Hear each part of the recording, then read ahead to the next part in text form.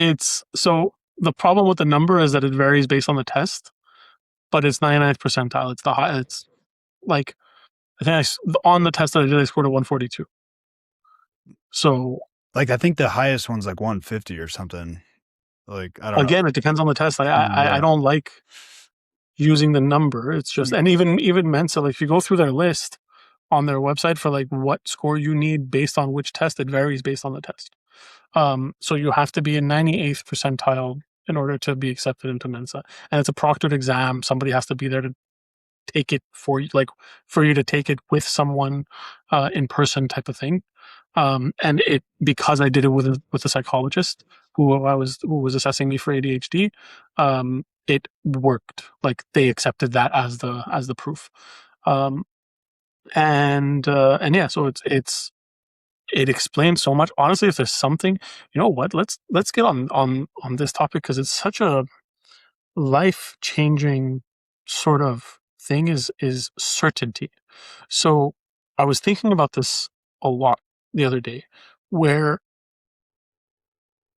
being certain that I have ADHD and that I'm very intelligent, um, both have changed so much because the amount of doubt in my mind about whether or not I'm capable of doing things, whether or not I have obstacles in my way, like all of that, it was eliminated, right? So it explained my entire life, and now I have something that I don't have to wonder anymore, and I just have to work around, right? The obstacle becomes the way, type of thing. So the like, what are the obstacles that I have when it comes to ADHD? Okay, I have to work in these certain patterns, and I, there are certain things that I'm really not capable of doing in the same way that you're sort of not capable of putting your hand on a burner, right? Like, it's just, let's not put myself in a situation where I'm promising to deliver on something that I'm not capable of doing. And I'm also certain that I can pretty much learn anything and do anything properly. Like, when you're talking about Amazon stuff, I was genuine, like when we were working together on your brand.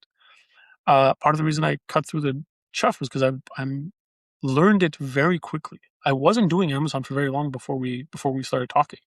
Right, I picked it up. I started a webinar. I was teaching people how to run Amazon. I have a couple of ex clients that couldn't find anyone as good, and so they begged me to work with them again. And I'm working with a couple of people that I'm specifically ex clients that just couldn't find someone that was doing as well as I was, or had the right approach, or thought through things well. And that is giving me certainty that whatever I'm dealing with now, like the sales and marketing stuff, I know that I can figure it out. I just have to figure it out, right? So and even within that approach, right, when it comes to picking a path for the marketing strategy, right, there's a lot of different things that we could do. We could do Facebook ads, we could do Google ads, we can find influence. I don't know. There's a million different things that we could do.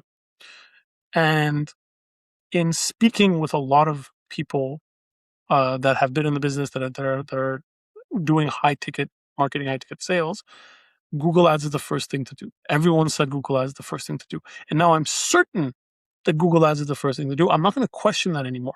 I'm not going to spend $5,000-$10,000 on Google ads and then wonder if I did the right thing. If it's not working, the question isn't, am I doing the right thing? It's, how am I doing it wrong? Because I'm certain I'm doing the right thing. I'm just not getting the results, which means I have to change my approach to that. But I'm not taking a step further back behind Google and being like, maybe I should try Facebook ads now. Maybe Google ads was not the right thing.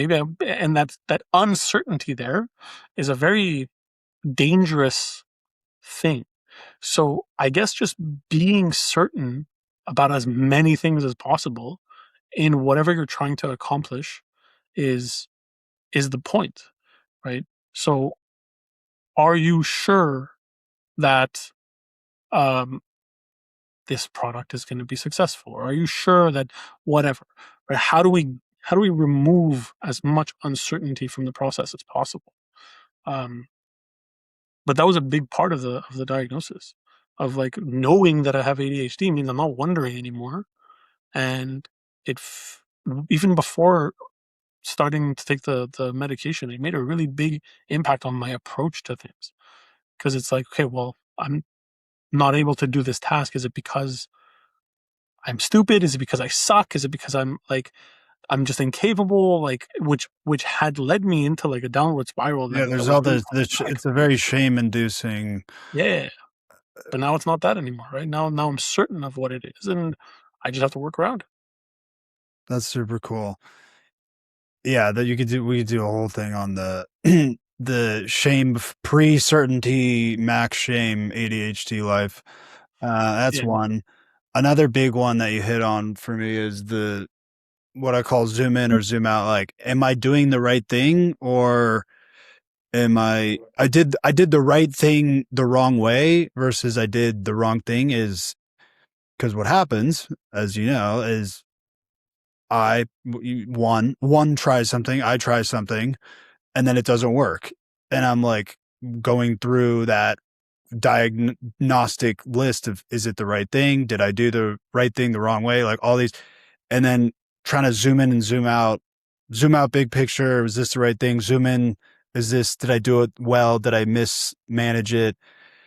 And that about sums up 40% of my misery. like, Yeah. like, like it's hard, especially when you're an entrepreneur and you're trying different things and experiment.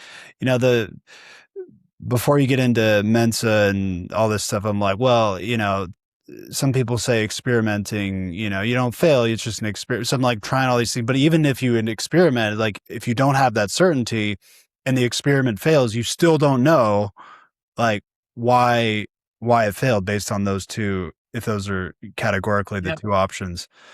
So, but that's amazing, man. That's so yeah. We talk business, but it's like there's a personal significance to all this of like this is a big deal, and sounds like you would recommend certain people to go find a certified test or something, or like what? So if there's anything that I'm recommending is if you are wondering if you have a neurodivergence, anything, get tested, get diagnosed, become certain, because it'll impact your approach to things. You'll stop wondering, right? And I really don't like. Well, it's like a pet peeve of mine. But when someone's like, "Oh, I have ADHD, that's why I can't do that," Mm-hmm. and it's like, "Oh, when did you get diagnosed?" And they're like, "Oh, I haven't." Like, okay, so now you're putting a limiter on yourself Yeah. that you aren't sure of, right? It's Like, also a disservice to the other people who actually have ADHD, you know? well, yeah, I don't honestly care about that as Yeah, much. that's fair. But it's you're limiting yourself. You now have a potential limiting belief that you've accepted, and it stops you from doing something, right? So that's like, if you have limits, find out what they are and be certain of them. Mm. Don't put limiting beliefs onto yourself, because what if you get tested and they say you don't have it? What if Or they and get what if you get tested? tested and now you What can if you get get medication? what if you get tested? You find out you're a genius. What's the like overarching body, or like what's the .com or whatever? Like the point, like if people the whatever hits the top of Google, or like what? Well, like, for I don't know about psychology and stuff, No, no, no. but In terms of like finding reputable diagnostics and things like that. Like, how did you go about that? I looked for, yeah, I googled it and I found Okay. a private clinic. Like, I know you can, if you here we have healthcare, so you Yeah, yeah. can, Okay. Yeah, we don't it'll have. take a couple of years to get someone. So if you're Canadian, you can pretty much just request, like, speak to a doctor, request it, and they'll get back to you in a while. That's not Uh, how it works here. Yeah. All right. so, but if you have a place, like, there are specialists, and I went to a private clinic that does that. They offer it, right? So it was pretty thorough examination. I had to, like, fill out several forms. I had to do a full IQ test. It took like 3 hours just for the test. And then I had to get my friends and family to fill out a form to, like, kind of expand Oh on. wow, Yeah, that's hardcore. Well, it's a very hard thing to diagnose because it's a spectrum of symptoms, That's right? where I was that because you can self-report like, oh no, I'm not, sensitive to sounds or whatever and it's like, Yeah, yeah, just like you said 30 minutes ago, like you have no reference point for 100%. your self, your competencies. So if I'm filling out a thing, that's exactly where my brain was going. I was debating even bringing it up, but I'm like, I kind of have suspicions about the validity of tests because you can just self-report things. But I didn't know they do the third. I didn't know they did the 360 for a friend's family. That buffs it out. Yeah, and they have to report on, like, your history and stuff, and the interview itself, he was asking a lot of questions about past and, like, how do you handle these situations and, what are the stuff, and what was again, as I was discussing is when I realized how it had impacted a lot of things in my life in the past, right? Like, I could never pay attention in class. Turns out I didn't really have to.